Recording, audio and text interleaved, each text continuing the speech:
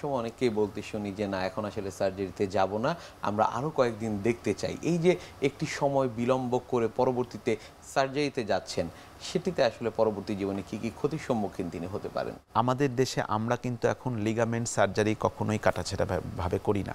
আমরা শুধু মেশিন দিয়ে দুটা ফুটো করে করে থাকি।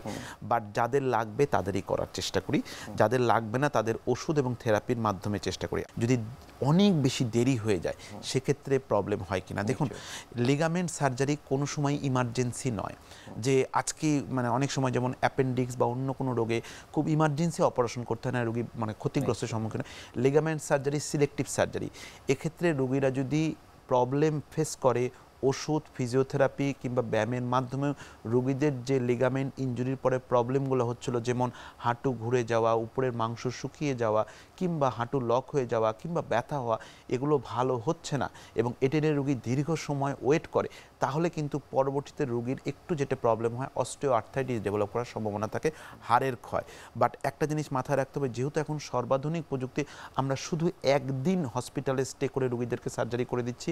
যেটা সার্জারির প্রয়োজন তাদের কিন্তু অতি তাড়াতাড়ি সার্জারিতে যাওয়া উচিত। আর যাদের থেরাপি, ওষুধ এবং ব্যায়ামের মাধ্যমে ভালো বোধ করছে তাদের সার্জারি না করলেও চলে।